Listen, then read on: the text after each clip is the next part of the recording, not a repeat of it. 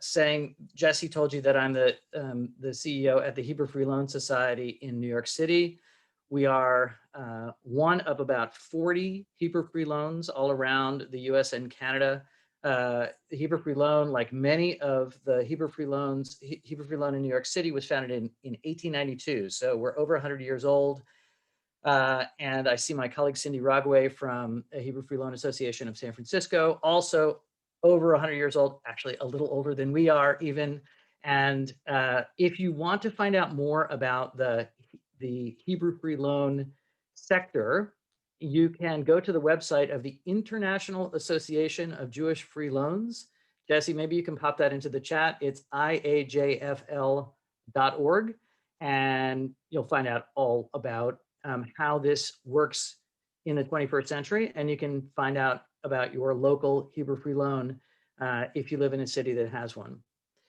So I also want to thank Adam Weisberg for inviting me to do this session. It gave me an opportunity to think through a lot of ideas that have been kind of floating around in my head, connected loosely, and I got to connect them a little more tightly. And the best way of figuring out for me whether I actually understand something is to force myself to try to teach it to somebody else. And not only do I wind up learning more through that process, but it just helps me kind of up my game expressing what I think these ideas are, because I don't only have to convince myself, I have to convey that to other people who are going to give me feedback on it. So I just want to say it's a small group, and we should be able to do this in a way that allows for discussion and feedback.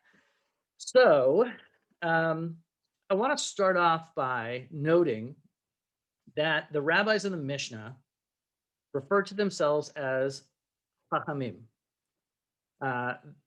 loosely translated as sages. Chokhmah is wisdom.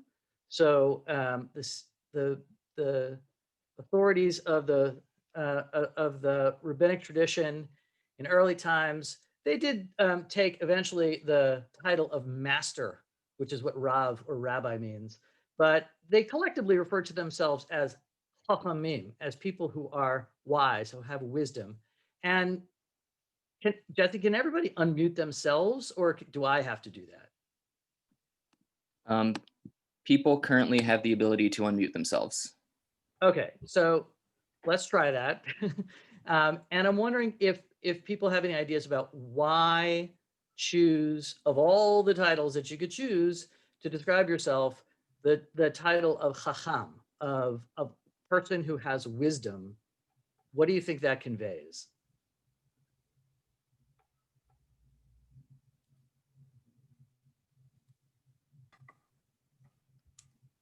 I think it conveys that they received the wisdom from somewhere. So maybe there's a lineage kind of implied by that title.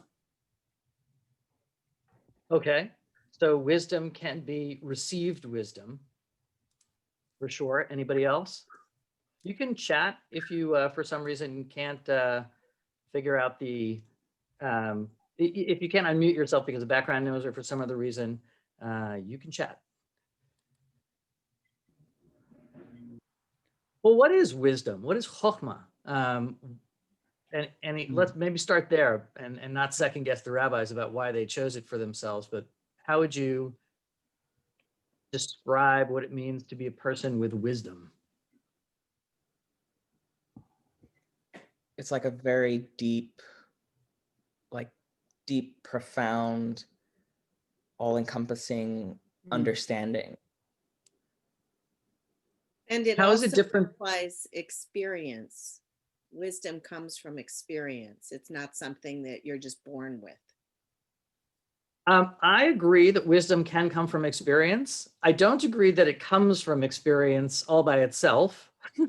I think that you have to learn from experience, because there are some people who just, repeat the same thing over and over and over again. They're very experienced at it, but they may not be the wisest. But yes, in general, older people are thought to be wiser because they have more life experience and they've seen more things, and they, hopefully have reflected upon those things.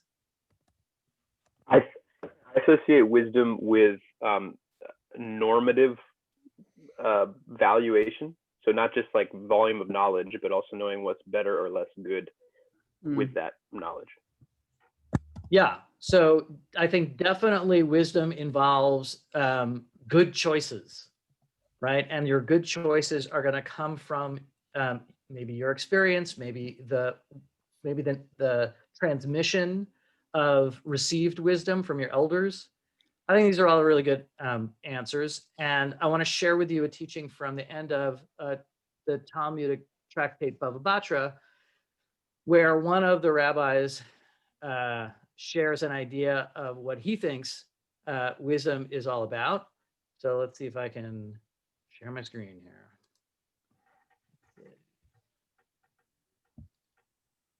Okay.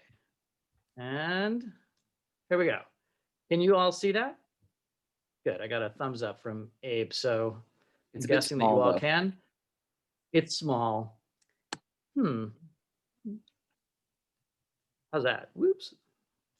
But then at least I can't see the whole thing then because it's kind of hidden behind your faces. All right. Can someone see the text enough to read it? I could read it. Okay, go ahead.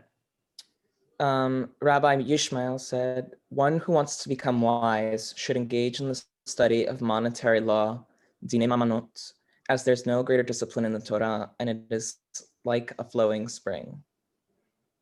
All right. So I don't know about you, but when I first read this, I was kind of shocked. I was like, really? You should study finance, and that's like, first of all, it seemed a little like stereotypical, but there it is. Rabbi Ishmael says that somebody who wants to become wise, shiachim, should involve themselves in dinei mamanot. Now, it could be that you're studying the laws, but it could be that you're actually ya'asok could mean you're actually judging. You're part of a beit din that deals all the time with practical matters of disputes that people have around money. Why would Rabbi Ishmael say that this area is the number one best area of Torah? It is going to, if you want to become a chacham, you should concentrate on the way that money works in the world. I think it reflects self-interest. So it's a really reliable source of understanding human nature. Okay, this is, I think, I mean, I don't know why Rabbi Ishmael said this, but I think that's a very good read on Rabbi Ishmael because money is something that people deal with all the time. And it is a platform in which we reveal ourselves, right? How we use money, how we think about money, the emotions we have around money, the values that we display. Jim Wallace, who is an evangelical sort of political activist, is famous for saying a budget is a moral document, right? When the government puts out a budget, it displays its values. So it's not just about value, it's also about values. So I want to follow Rabbi Ishmael's advice, and we're going to look at shemitah from a very specific angle. We're going to look at shemitah from the angle of shmitat ksafim, the release of debts. You may know that shemitah shows up a few times in the Torah. The idea of a sabbatical year where 6 years you do some things, and then on the 7th year, there's a release. And there's a few sentences in the book of Exodus about this. There is a very extensive description of the sabbatical year cycle in Leviticus 25. Leviticus 25, by the way, is like pretty much, it's very close to like smack in the middle of the Torah. So if you think about important things being presented right in the middle, The sabbatical year is definitely one of those. But it's only in Deuteronomy, in the 15th chapter of Deuteronomy in Parshat Re'eh, that you get this idea of canceling debts on the sabbatical year. So just to say something about these cycles of 7, the Torah starts off with a cycle of 7, the 7 days of creation. The sabbatical year, also a cycle of 7, but it's not just a cycle of 7, it's a cycle of 7 sevens, because after 7 sabbatical cycles, which 7 times 7 is 49, in the 50th year, you get something super special called the Jubilee, the Yovel. And on the Jubilee, as we know from the Liberty Bell, all the slaves go free, and it's a second year of shemitah. So the 49th and the 50th years, according to the Torah, are sabbatical years, no agricultural activity allowed. And also, one feature of Yovel is that all the land that has gotten sold out under people who needed to sell their ancestral holdings goes back to the original owners. So there is a massive redistribution of land. There's land reform that ideally gets everybody back to sort of a level set in terms of the economy. We're not going to really talk about Yovel because it doesn't show up in the 15th chapter of Deuteronomy. We're going to talk about the aspect of shemitah that has to do with releasing debts. Okay, so I'm going to go up a little bit on the. If you have access to the 15th chapter of Deuteronomy through Sefaria or a Tanakh that you're holding in your hand, or whatever other means you may have of accessing the 15th chapter of Deuteronomy, I do have the Hebrew down here. Whoop. But what I'd like to do is I'd like to do a close reading of the first 15 verses of chapter 15 of Deuteronomy. And I think we'll learn a lot about how the Torah presents the idea of a release from debt. All right, I got one annoying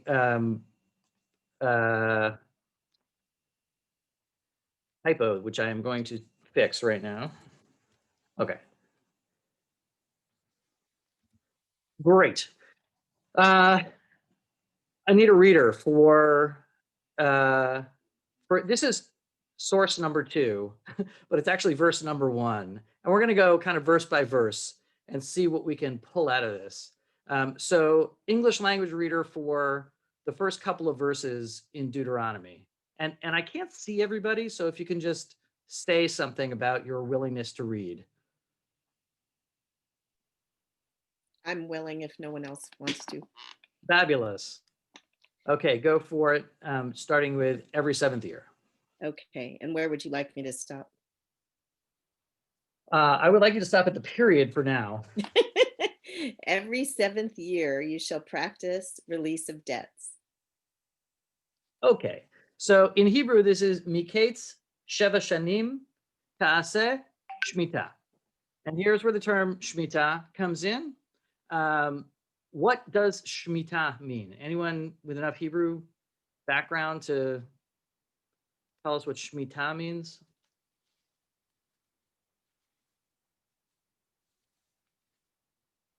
Okay, I'll tell you. Lishmot means to let go, to release. So that's how I translated it in the sentences that you're going to read in a second, Cindy. The JPS translates it slightly differently, but I think that release is the best way to talk about this. And you are going to do this in the 7th year. Which 7th year is this? It's the same 7th year that everybody's following on the 7-year cycle. There's another 7-year thing that happens which I think is connected conceptually to the idea of shemitah, and it happens with people who find themselves in indentured servitude, right? In the ancient world, if you lost all your economic means, you could indenture yourself to a landowner who would have you as his servant for a number of years, and the number of years is limited by the occurrence of the 7th year. So if you indentured yourself in year number 5, you'd be serving for 2 years. If you indentured yourself in year number 1, you'd be serving for 6 years. In any event, in the 7th year, or according to Leviticus 25, in the 50th year, you're getting out of there. But that is not a 7-year cycle that everybody's following. The shemitah cycle is a cycle that everyone's following. The sabbatical cycle applies to everyone, everywhere at the same time. Okay, next verse. This shall be the nature of the release. Every creditor shall release whatever claims he has on his neighbor. He shall not, do you want me to stop or keep going? No, keep going to the period. He shall not collect on claims against his neighbor or kinsman, for the Lord's release has been proclaimed. All right, so what are the big ideas in this verse?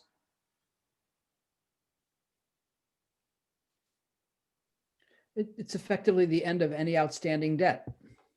So it seems. Against, right, but it's not any outstanding debt. Are all debts canceled? On his neighbor. Yes. Okay, so this is, we're talking about individuals who have lent to individuals. Mm-hmm. And not any individual, but somebody who is kind of in your society, right? Your neighbor or your kinsman or kinswoman. Some of the Hebrew here is, there's a kind of an unusual word for loan, which is masheh.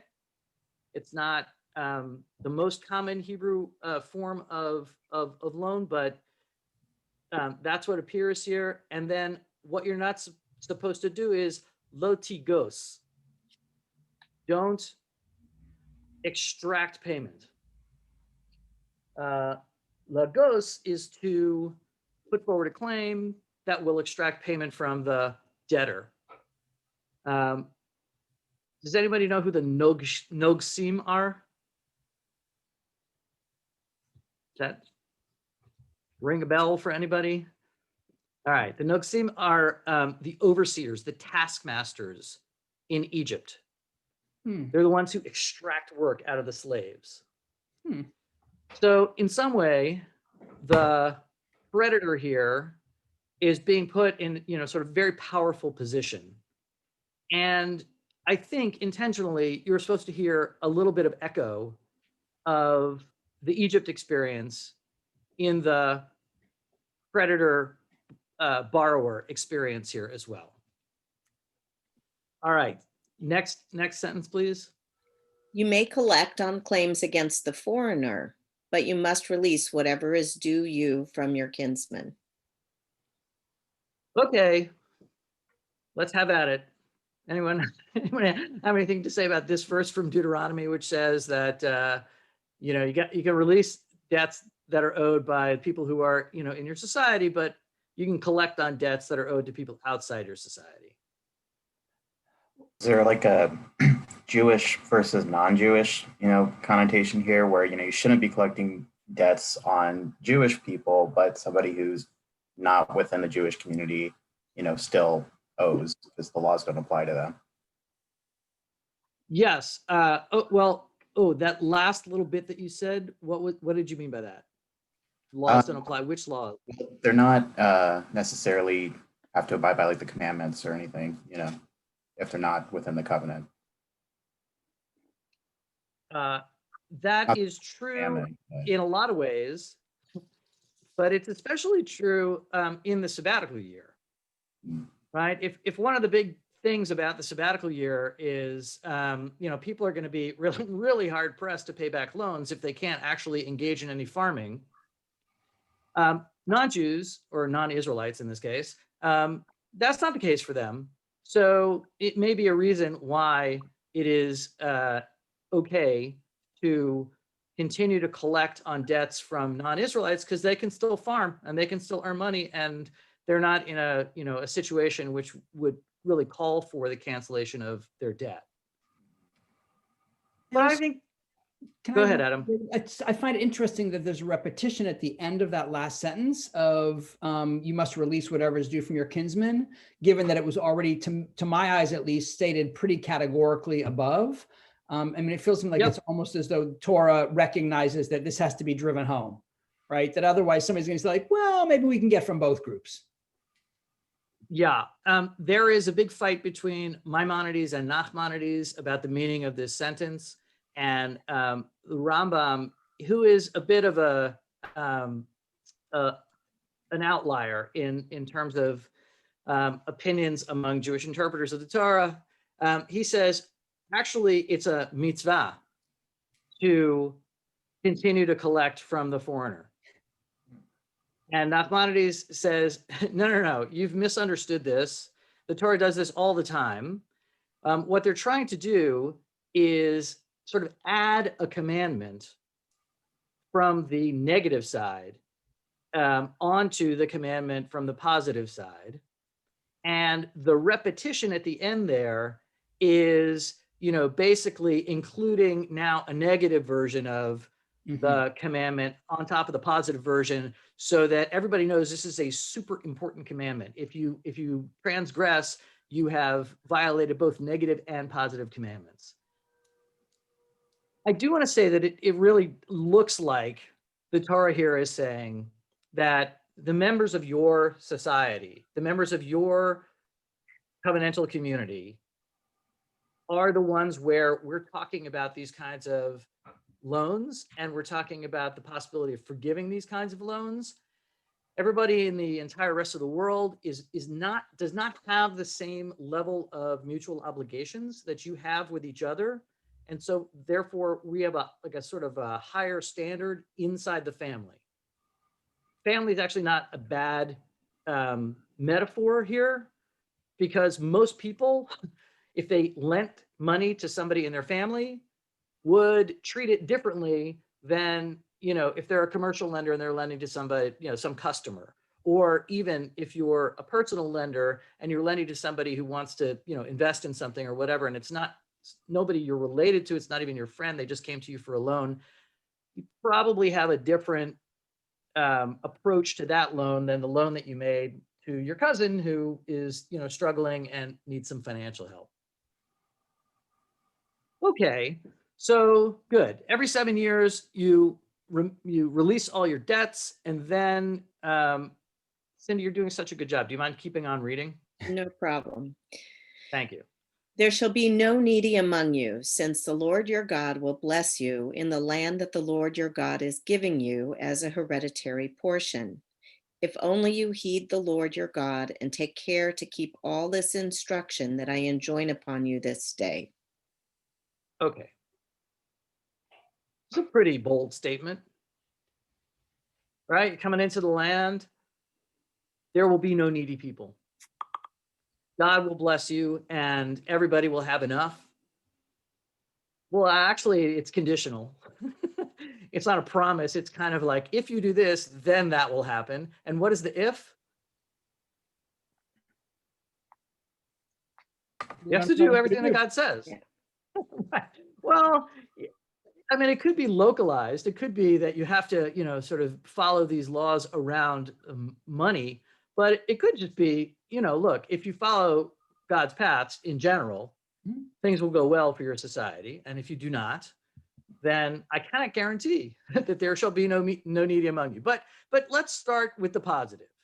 I'm going to accent the positive at the beginning here. There shall be no needy among you, because you're going to listen to what God has to say. And as a result, and this is the classic Deuteronomy sort of, good stuff happens to good people, bad stuff happens to bad people. A little bit problematic in the extreme version of it. But Cindy, next verse. Sure. For the Lord your God will bless you as he has promised you. You will extend loans to many nations, but require none yourself. You will dominate many nations, but they will not dominate you. Okay. So economically, you're going to be strengthened if you are a righteous people. It's not just that, it's going to be morally good, but it's going to be materially good. You are going to be the creditor and not the debtor. You will rule over nations. It probably means, sort of you'll be economically advantaged over them. They're not going to be economically advantaged over you. All right, well, that's the bliss line. But then we get the next verse. 1 second. If, however, there is a needy person among you, one of your kinsmen in any of your settlements in the land that the Lord your God is giving you, do not harden your heart and shut your hand against your needy kinsman. Rather, you must open your hand and lend him sufficient for whatever he needs. Okay. So, anyone recognize this verse from any other context? Have you seen this verse before? We're just reading There's actually two verses.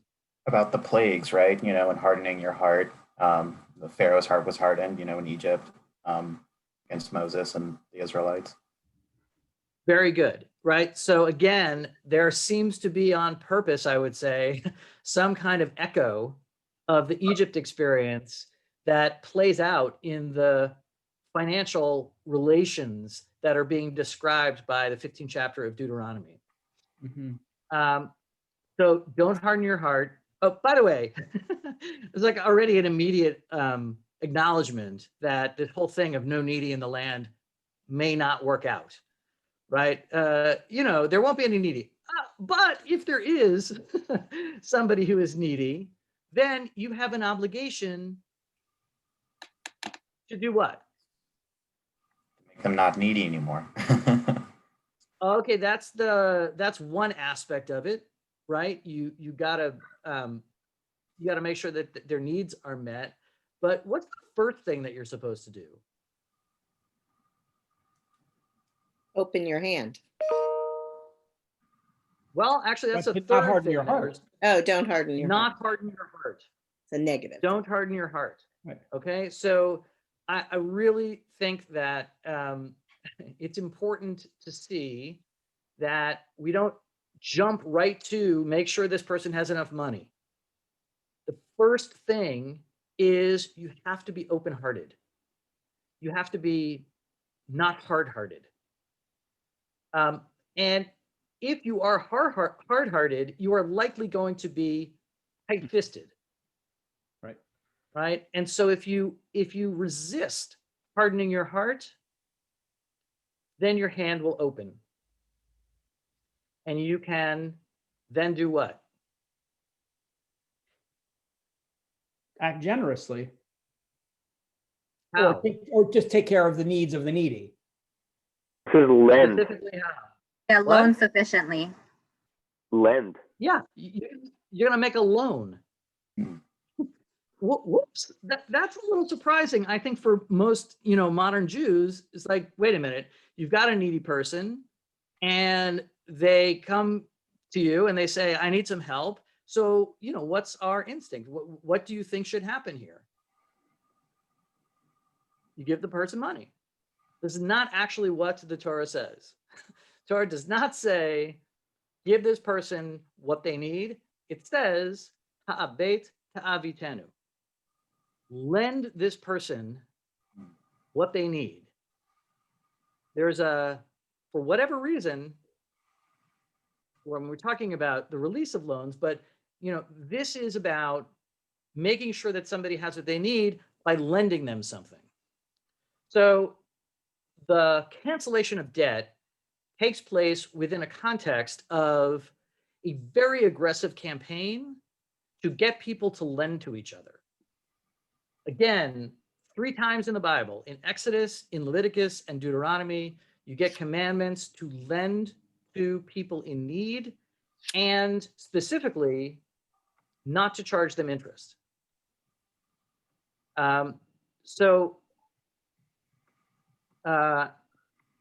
it wouldn't be probably that Deuteronomy 15 focuses so much on lending if there weren't a really robust advocacy for lending to people. Now,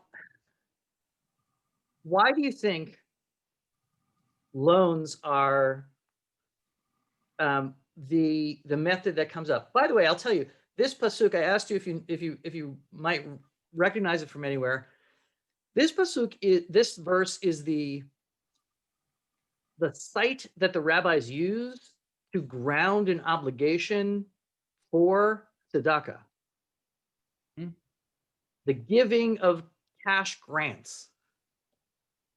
You got to give that person whatever they're lacking. And then there's this famous thing about even if they need a horse and somebody to run before them, you should give them that. But it all comes back to, this is the source verse for tzedakah. Why would they make this the source verse for giving a poor person financial support?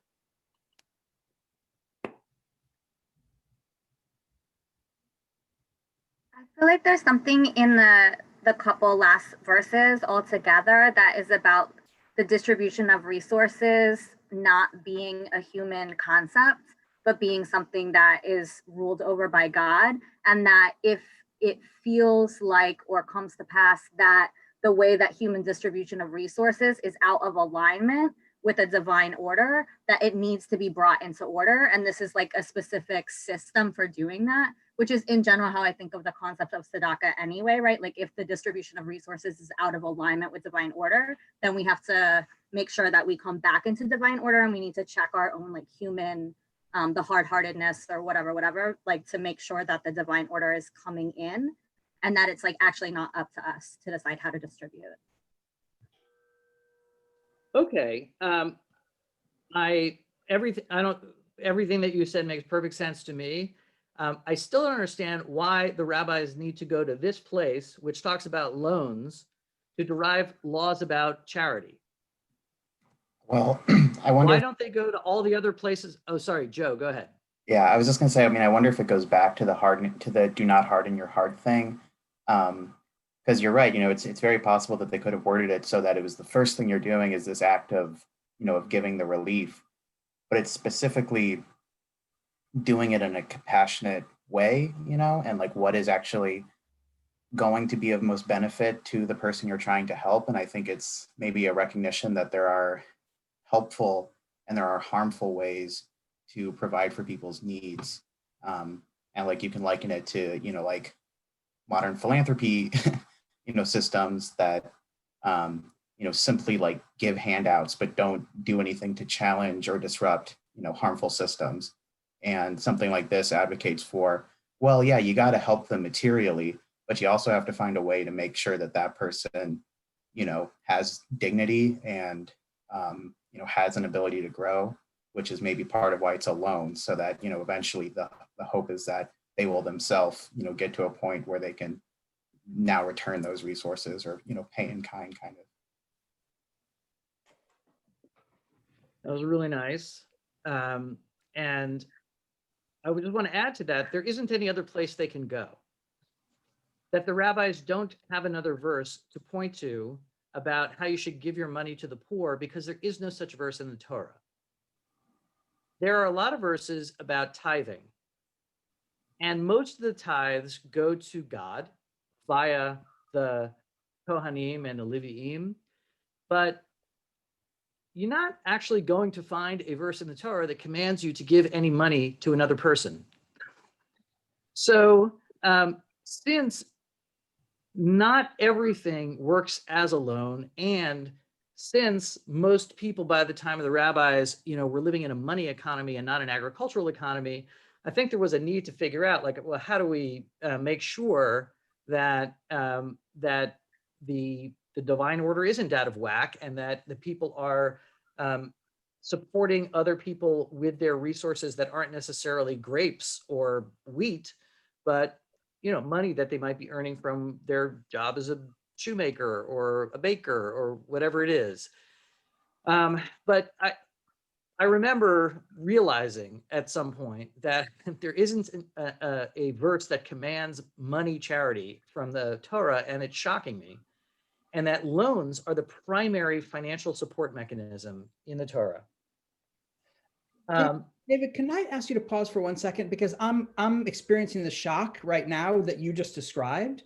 I mean, as I was listening, it makes perfect sense given when Torah was written, whether by God or people, well, when Torah came into being, the agricultural nature of society, et cetera. But I'm sitting here thinking that, you know, many modern Jews think of tzedakah as being a core aspect of Jewish behavior and Jewish being.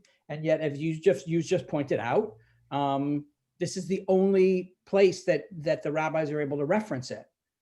So is it just that we live in such a society that is so differently oriented and where economy is driven in such different ways that we just have to sort of map back? Or is there something else that we learn about Torah? And I don't want to sidetrack us too much, but I just felt compelled to ask because I'm sitting here sort of flummoxed. Yeah, I mean, I think that we do a lot of mapping back, but it's not just us. Already in the time of the Talmud, the rabbis are mapping back and trying to figure out, you know, what does it mean for us to have a social welfare system where people are able to be there for other people when most of the stuff that, well, first of all, most of us are in Babylonia. And so, you know, whatever agricultural mitzvot there might have been, maybe they do apply, maybe they don't apply, I don't know. But, you know, first of all, we're out of the land of Israel. And second of all, we're mostly in cities and we're urban, and how does this work? So we are not by any means, you know, the first Jews to have to figure this out. I will say that the idea of lending here like keeps coming up, and I want to come back to what several people have said about why lending.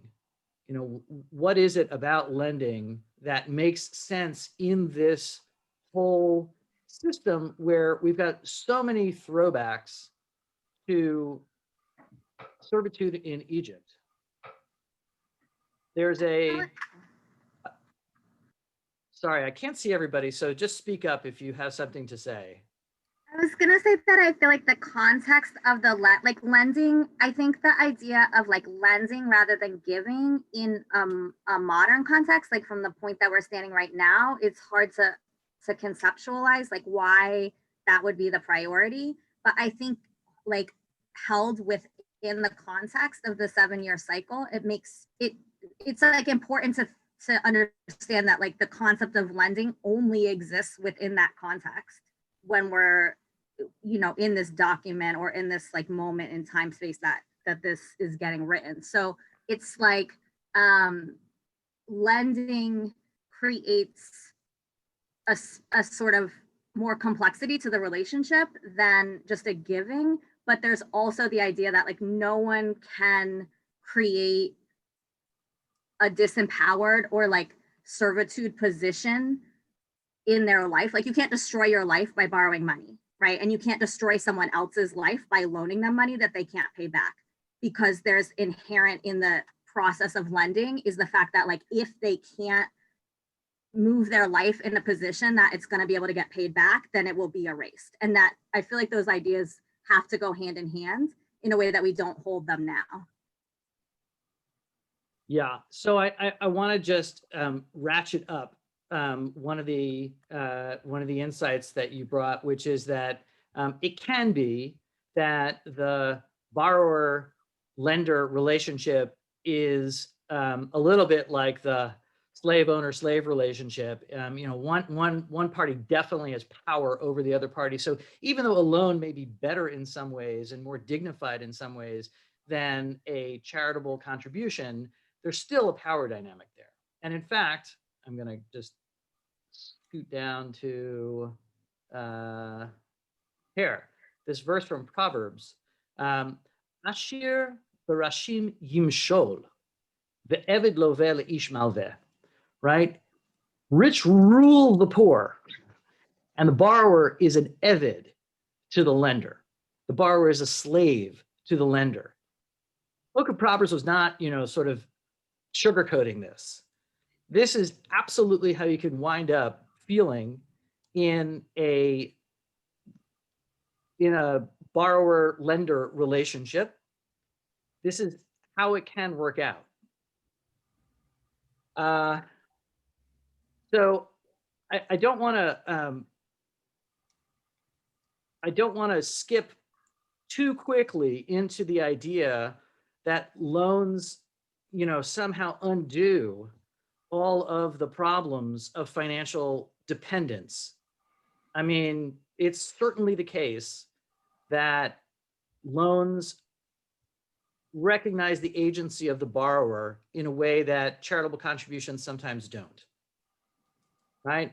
But, honestly, if somebody just needs food or has emergency needs, then, dignity is a important but a secondary consideration when life or death is the issue. So sometimes like subsistence requires cash grants. However, not everything happens on the level of emergency, right? And it's quite possible that the loans that we're talking about here, which people are giving to one another as a kind of inside the family social solidarity gesture, that those are not emergency life or death situations, but they are bridges. They are something that helps the person not only subsist, but also do so with some amount of agency and dignity. However, having said that, there is a dark, shadowy side of the borrower-lender relationship, which can manifest. You remember going back to the use of ligos to talk about collecting on a loan, that language of taskmasters from Egypt. I don't think that's unintentional. All right, let's go back to. Can I break in for a second? Yes, please. I'm wondering about different social structures and expectations as well, of how possibly this kind of lending while in need can be viewed more as like less of a formal. I don't know. When I think of a loan right now, I mean, it's like going to a bank or going to some sort of place and there's all these paperwork and there's maybe a lawyer and it's this whole freaking thing. But what if it's more like, here's a bag of money that I haven't properly counted, and I know that in my old age, there's a subtext here that you're going to be helping me. Like, is it, how much of it is the kind of loan that we would even recognize? I don't know is the honest answer. I'm not a historian. I don't really know what they were talking about thousands of years ago in the Torah. But I will say that it is not anything like going to a bank, right? It's like going to your neighbor and asking your neighbor for help getting by, which is itself, difficult, humiliating, all these kinds of things. But I do think that there is something personal. But that's what I'm saying. Like, maybe it isn't difficult and humiliating like we're thinking of it. Like, maybe it's kind of like, dang, it's not that, maybe it has a different weight, and we're putting a lot of emotion onto this that has to do with the kind of debt that we're used to. But it's more likely that it wasn't viewed that way even in the first place. And like, yes, there is mention of guilt, like there's one right there on the screen, but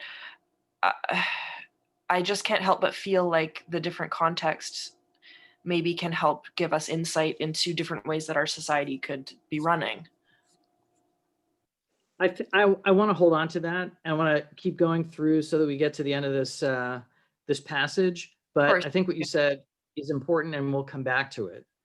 So, Cindy, I think we were at beware line that starts beware. Okay. And you want that paragraph, right? Yes, please. Okay. Beware lest you harbor the base thought, the 7th year, the year of remission, is approaching, so that you are mean to your needy kinsman and give him nothing. He will cry out to the Lord against you, and you will incur guilt. Give to him readily and have no regrets when you do so, for in return, the Lord your God will bless you in all your efforts and in all your undertakings. Okay, so we've gone from there will never be needy in your land to, there might be some cases where there are needy people to, and Moses is saying God is saying through Moses, I'm a little worried that you're not going to lend to them because I just put down a practice of debt cancellation every 7 years.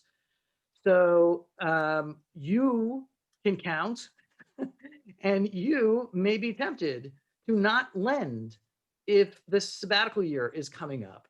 So I'm telling you, I'm warning you, don't do that. But I'm also acknowledging that this is going to be super hard. We're going to have a lot of challenges with the observance of this mitzvah. Okay, Cindy, go ahead. For there will never cease to be needy ones in your land, which is why I command you, open your hand to the poor and needy kinsmen in your land. Okay. So now we've got to the, sort of very opposite of the verse above. Now we're being told there will actually never cease to be needy people in your land. This passage from Dvarim kind of encapsulates the oscillation between the ideal and the real that is all shot through the idea of shmitat kasafim, of cancellation of debt. There is an ideal here, but it's going to be really hard. And every ideal is subject to the real. I told you before, there won't be no needy people. And actually now I'm telling you, I don't know, 4 verses later, there will never cease to be needy people. And that's why it's up to you. You have to open your hand, which we know from the verse above requires an open heart. And you have to be there for people in your society. All right, any comments on that before we go on? All right. So the last couple of verses are actually not about shmitat kasafim. They're about indentured servitude, which often comes about because people run out of financial resources. And it says, if a fellow Hebrew, a man or a woman, is sold to you, he shall serve 6 years. In the 7th year, set him free. When you set him free, don't let him go empty-handed. Furnish him out of the flock, threshing floor, the vat, with which the Lord your God has blessed you. Bear in mind, you were slaves in the land of Egypt, and the Lord your God redeemed you. Therefore, I enjoin this commandment upon you today. So what happens when an indentured servant leaves your service? What are you supposed to do?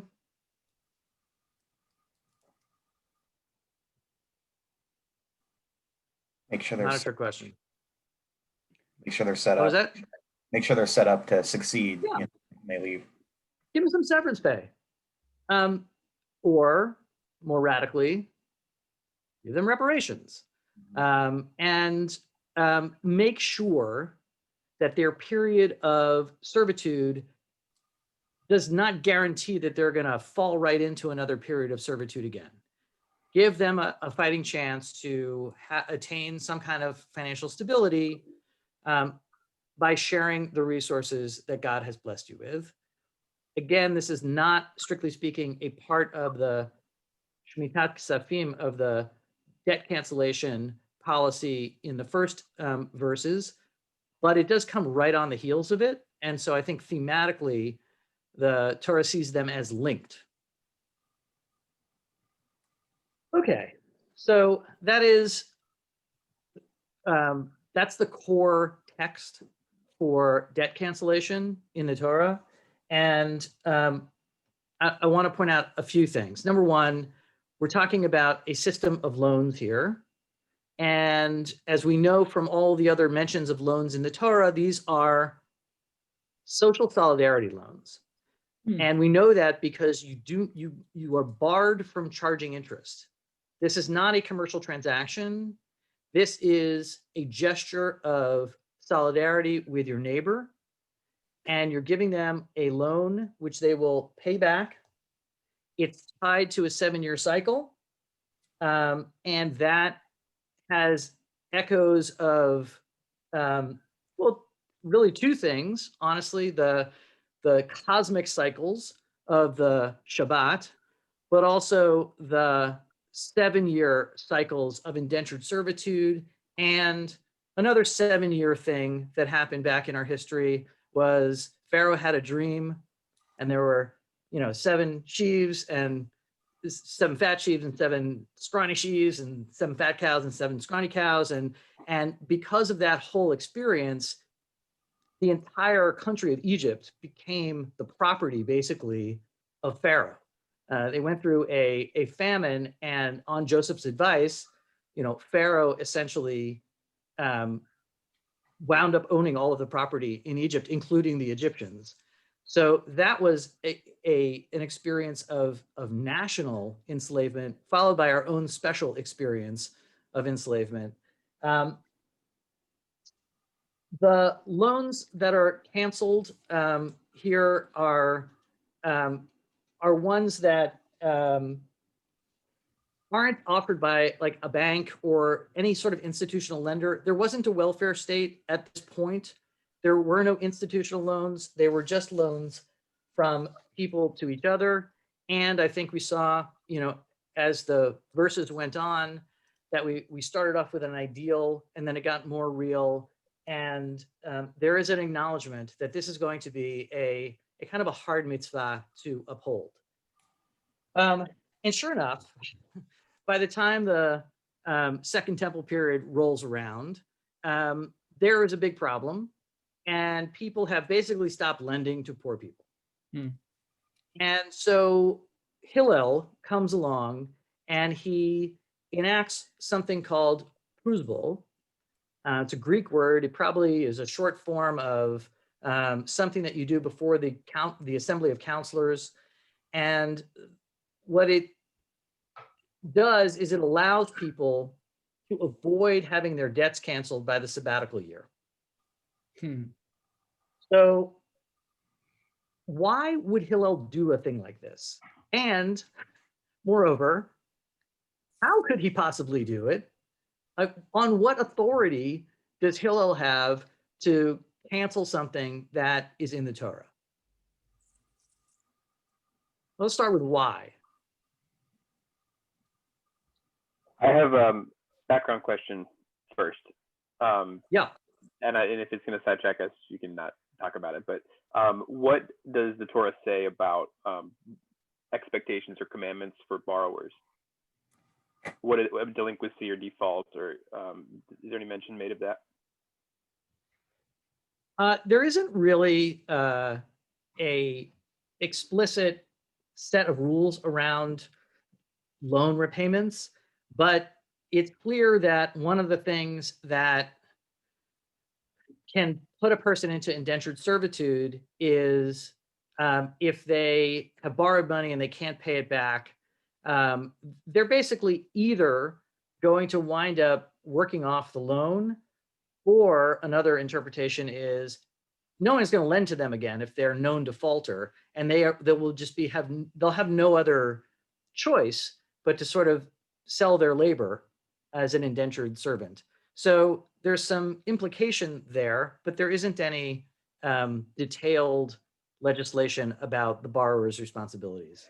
So I was wondering whether, if in a previous chapter of history, de facto, those sort of norms took care of that, and an increased reliance on de jure, here's what's expected of lenders, but not much is expected of borrowers. You find a shift in the power dynamic, and under that context, Hillel says we need more power back to the lenders to get That sounds like Hammurabi's laws. Liquidity flowing again. Yeah. Sorry, I didn't mean to interrupt. There's a slight delay. No. That sounds like Hammurabi's laws, which would have been a little bit before this. Well, there is definitely, Hillel is a contemporary of Jesus. He straddles the 1st century BCE and the 1st century CE. And he is coming after a period where, according to the rabbi's own understanding, none of this stuff is in force according to the Torah, because they stopped doing the Jubilee year, like back in the first temple time. And the rabbis understood that this is sort of a package deal. Shmita and Yovel come together, the sabbatical year and the Jubilee year, they come together, and when one is not enforced, the other one is not enforced either. That is when the Jubilee year is not being observed, then the Torah commandment to observe the sabbatical year doesn't apply either. The rabbi said, you know what? Okay, fine. No Jubilee, but we, the rabbis, are going to reenact the idea of no agricultural work and no and cancellation of debts. Any guesses as to why they didn't go whole hog and also reenact the Jubilee? I mean, Jubilee is the most radical thing ever in the Torah. That is the redistribution of everybody's land at the end of 50 years. So why do you think the rabbis did not bring the Jubilee back? Rome. You want to elaborate on that? A very concise answer. Well, at that time, that part of the world was under control of the Roman Empire, and they also had to deal with they probably had to deal with Roman economic strictures and that sort of stuff. Yeah, I mean, the rabbis weren't exactly in charge of everything. They make it sound like they were, but they couldn't really enforce land redistribution. That was like a kind of a non-starter. Also, the Jubilee is tough. Jubilee is 2 non-farming years in a row. And one of the leading interpretations of why the rabbis did not bring back the Jubilee is just it was like too hard, and ein gozrin gzera she'ein rov hatzibur yecholin la'amod ba. You do not make an enactment that most people cannot actually handle. So again, you see the sort of ideal versus real tension, and the rabbis didn't bring back the Jubilee. So in fact, the shemitah to this day is understood by many people to be just a rabbinic obligation, which doesn't make it not an obligation, just means that it doesn't have the force of Torah law. And they brought back 2 things. They brought back the agricultural limitations, and they brought back the cancellation of debts. By the time the Second Temple, they realized that there's a problem with the cancellation of debts, because that thing that the Torah was worried about is actually happening. People are not lending ahead of the sabbatical year. And so, first of all, there's a lot of violation of mitzvahs going on. And second of all, more important probably, there's a lot of people who need loans who aren't getting them. So Hillel said, we got to solve this problem.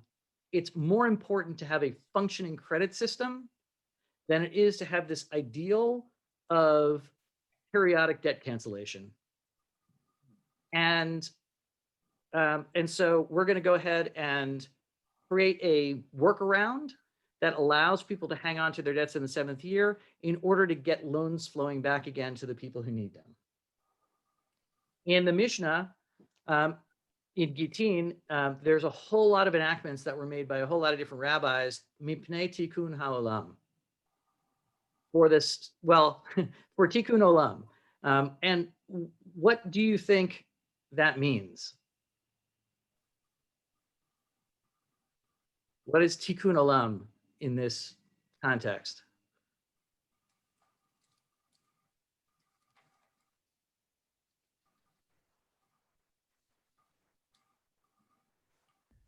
David, based on sort of the context in which you said they were doing this, it feels to me it's like, you know, making society work, right? Up and down sort of the economic hierarchy, et cetera. Yeah, there's some sort of intervention that needs to be made because the world going along the way that the world goes along is resulting in injustice, or is resulting in some sort of problem that requires repair. And so, mipnei tikkun olam, for the sake of repairing the world, Hillel came along and enacted this way to get around canceling your debt. And the way you do it is you hand over your debt to the court.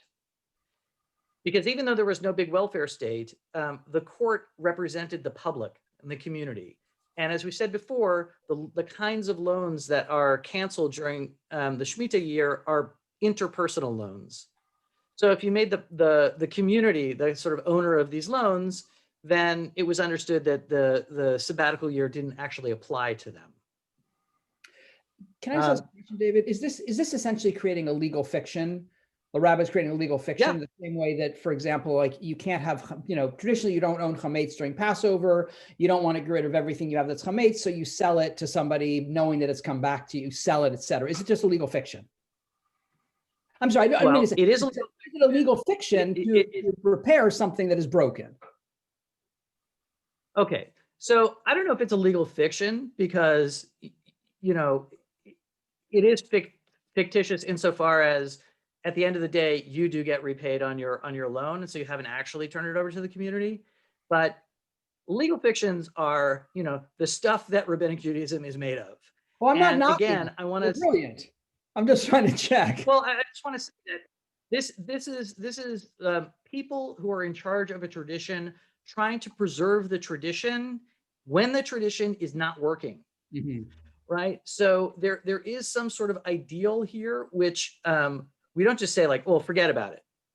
Like, never mind with cancellation of debt. No, we're still going to have a cancellation of debt. You want to cancel your debt, you cancel the debt. But if you don't want to cancel the debt, you have an option here. And we're pretty sure that a lot of people are going to take that option in order to be able to keep lending, because they really don't want to just have all of the loans that they make disappear in the 7th year. And if that continues to happen, we're not going to have a credit system. Mm-hmm.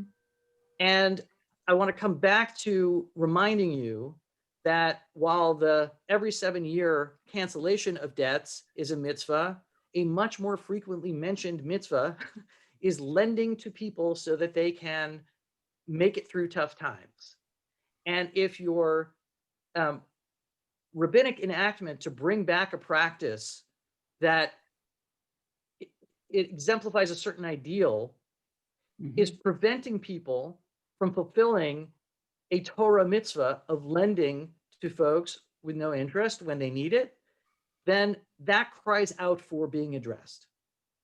And Hillel, one of my personal heroes for doing this, he stands up and he says, we've got to fix this. We have got to declare that a functioning credit system is more important than the ideal of periodic debt cancellation. Why would he reach this conclusion? Aside from the fact that a lot of people would be, in dire straits if they can't get credit, I want to make the case that Hillel saw in a functioning credit system some very important religious stakes. So let's start by looking at the words that are used around lending. We talked about ibut, the word in Deuteronomy that's used for a loan, but a much more common word for a loan is milveh. In Hebrew, a loan is a milveh. The lender is the malveh, and the borrower is the loveh, and the root is lamed vav hey, which means to join together. Loans are transactions that join people together.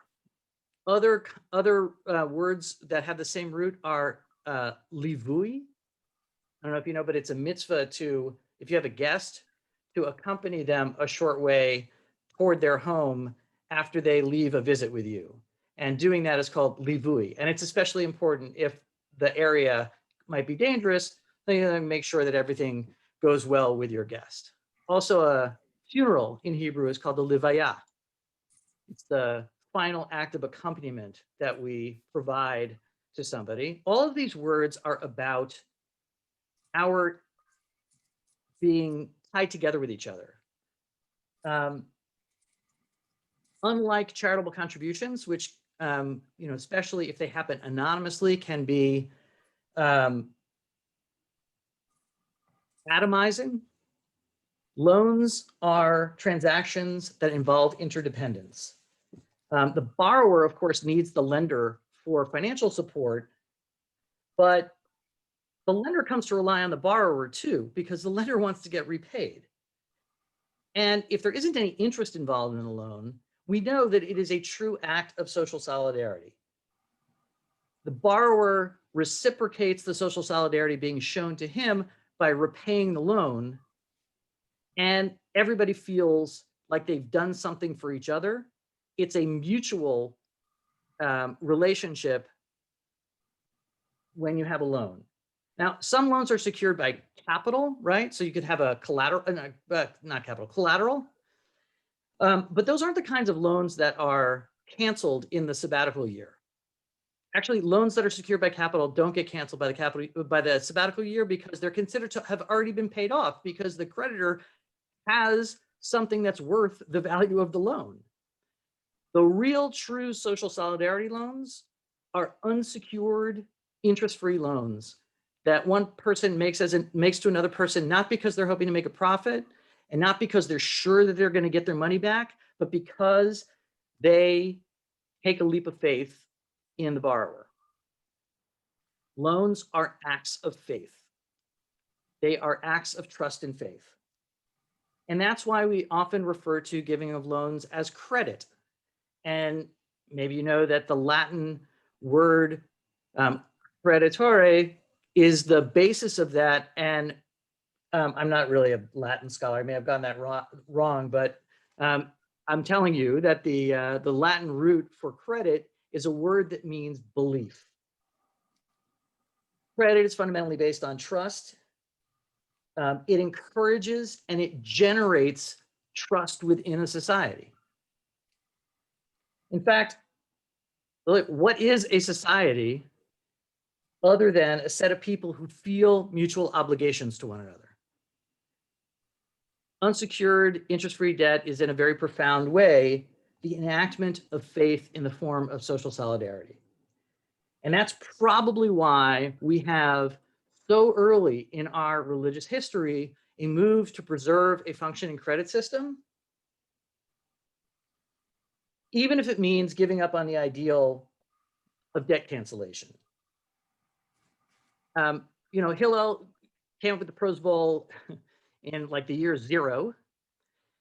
And it wasn't until 750 years ago, like that's, almost 1,000 years after Hillel, that we really started to also find ways to lend with interest that were kosher, that were legal fictions were deployed in order to make loans possible with interest, because if that wasn't going to happen, then Jews would be totally left out of most of economic life, and many transactions were no longer social solidarity loans to help somebody just get by. They were business transactions. So in the 15th century, this guy, Yisrael Isserlin, known as the Trumat Hadeshen, came up with something called the Heter Iska, which actually exists in the Talmud, but didn't really become popular until medieval times. And now you may know that there are kosher ways for Jews to accept interest and lend at interest if you employ a Heter Iska. That's fine. It allows people to participate in the normal economy without breaking Jewish law.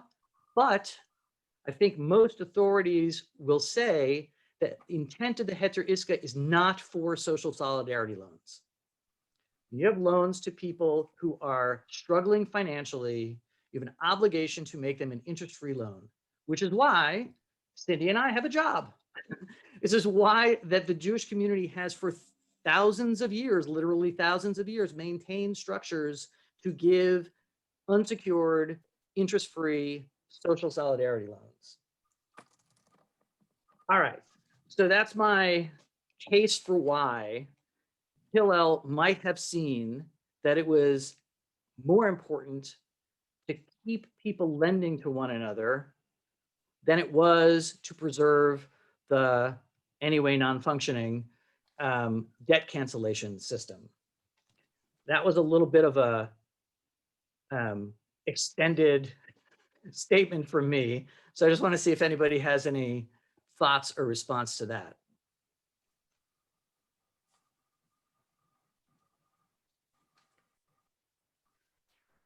That I think that reminds me of a point in the book Debt by David Graeber. If anybody's read that, early on he's describing sort of abstractly the dynamics of loans.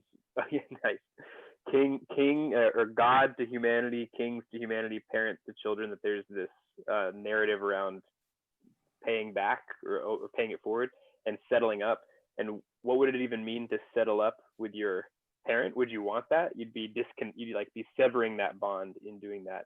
And so this is what came to mind as you were saying that. Thanks, Abe. Anyone else? Well, so I just wonder with Hillel, arguing against the need for the debt cancellation, if that, if the positive aspect of that, kind of the mercy that affords was replicated or retained in some other form, or, if that just kind of went away with this proclamation. Yeah, it's possible that as money tzedakah began to rise, then people were able to find another way of financially supporting folks through gifts. But as I tried to explain, I don't think that tzedakah ties people together in a sort of interdependent, mutual way in the same way that lending does. Look, tzedakah, I want to be clear, I'm not knocking tzedakah. Tzedakah is it's a right, it's an obligation. People who have basic subsistence needs should feel no shame about taking tzedakah. People who have more than they need to live should feel a sense of pride and obligation to give tzedakah. It's all very good. But it doesn't do the same thing that a loan does in terms of tying people to each other in their fate. When Cindy and I make loans at the Hebrew Free Loan organizations that we run, we actually bring in a third party. We have a guarantor in the mix. So instead of looking at somebody's credit score and figuring out, is this person, sort of qualified for a loan? We don't do that. What we do is we say, come with somebody from your community who agrees to pay off the loan if you don't pay off the loan. And on that basis, we'll make you a loan. And we both maintain about a 99.9% repayment rate because nobody wants to default on a loan unless they, circumstances make it impossible for them not to, but they feel a high sense of accountability to their next door neighbor or their relative or whoever it was who was a guarantor on that loan. And one of the things that I like to point out is that not only do interest-free loans that are secured by guarantors help people manage financial challenges, they also strengthen the ties in communities where we lend, because it is a huge ask to say to somebody, would you please sign a piece of paper that says, if I don't pay this loan, you're going to have to pay it off. And if somebody says, yeah, I'll do that because I believe that you're going to pay off the loan and I trust you and I have faith in you, that is a big boost for the borrower who is struggling financially and so probably could use an emotional boost. And then when the borrower pays back the loan, which they do almost every time in our experience, the guarantor feels great because they were able to make the whole thing happen, and it really strengthens relationships within a community. Look, we're running short on time here. So I want to say something about debt cancellation and things like student loans and medical debt. Student loan situation is kind of insane. It is very much unlike a personal social solidarity loan. Right now, the United States, we've got, I think, something like $14 trillion worth of household debt. 70% of it, though, is mortgages. So, here, I have this in a chart. Here we go. 11% of current consumer debt is student loans. 9% is auto loans. Only 6% is credit cards, which is what most people think of as consumer debt. And then there's some other stuff like home equity lines of credit and things like that. So with student loans, it's 11%, and it's the second biggest chunk of consumer debt in the United States. It didn't always used to be that way. In fact, 15 years ago, credit cards and auto loans constituted more of our consumer debt. And does anyone care to guess why student loans are now number 2? Well, it's because tuition has risen so much faster than people's wages. I looked this up before we got on the call. From 1970, from 1998 to 2016, real wages went up by like 2%. The cost of 4-year college tuition went up by like 100%. So the days of people like sort of working a job and putting themselves through college, they're gone. Like, it's very, very hard for people, even people who go to public colleges, to afford the tuition and the cost of living to go to college for 4 years without going into debt. So you are almost forced to go into debt if you want to go to college and you aren't, pretty wealthy. Your family's doesn't have significant wealth. And so when people talk about cancellation, one of the arguments is not only does it land disproportionately on poorer people and people of color, but also the lenders seem to have created some of this problem in the first place, because once student loans became available, like without question to everybody, schools just started to raise their tuition because they knew that if people couldn't afford it, then they could just borrow money from the US government at a relatively, reasonable interest rate. And now you've got people who come out of college with an average of $30,000 worth of debt. It's a completely different situation than you are, working and you have a spell of unemployment and you need a loan to get by. It may very well be that the moral case for canceling student loan debt, especially if you add on the positive impact that would have on the economy, is fantastic and in line with Jewish values. But as we saw from looking at Deuteronomy, it's not really what the Jewish tradition is talking about. Huge amounts of, hundreds of billions of dollars of student loan debt made by the United States government. That's not a social solidarity loan. And the worst part is that if you forgave everybody's college debt tomorrow without fixing the broken system, then you just start the whole cycle over again. And so perhaps every 7 years we should just forgive student loan debt. But I would say that the much smarter way to go about this would be to figure out how to fix the broken system, how to rein in tuition increases, how to make public colleges affordable once again by reinvesting in public colleges and community colleges, those sorts of things. I don't really think that that there's a straight line between Deuteronomy 15 and the student debt crisis, except to say that our society should be a society of mutual obligation. We should figure out how it is possible for people to get a decent education, have a living wage, afford their housing, and not get crushed by medical debt. These are really important social objectives that no credit system could ever be expected to solve.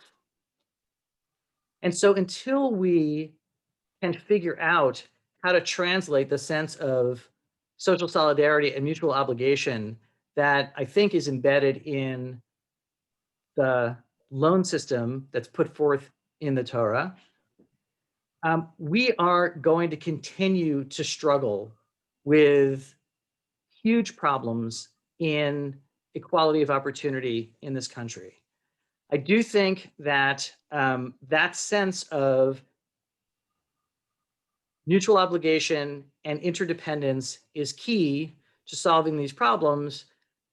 Debt cancellation can be a useful tool if used sparingly, but I don't really think that you solve broken economic arrangements by tinkering with the credit system. So it's MLK weekend, and I want to close with my favorite passage from an MLK speech.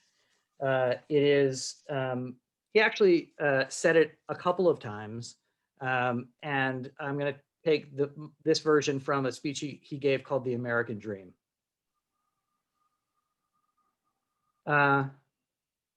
All this is simply to say that all life is interrelated. We're caught in an inescapable network of mutuality, tied in a single garment of destiny. Whatever affects one directly affects all indirectly. As long as there is poverty in the world, no man can be totally rich if he has $1 billion, even if he has $1 billion. As long as diseases are rampant and millions of people cannot expect to live more than 20 or 30 years, no man can be totally healthy, even if he just got a clean bill of health from the finest clinic in America. Strangely enough, I can never be what I ought to be until you are what you ought to be. You can never be what you ought to be until I am what I ought to be. That's the way the world is made. I didn't make it this way, but this is the interrelated structure of reality. John Donne caught it a few centuries ago and could cry out, "No man is an island entire in itself. Every man is a piece of the continent, part of the main. Any man's death diminishes me because I am involved in mankind. And therefore, never send to know for whom the bell tolls. It tolls for thee."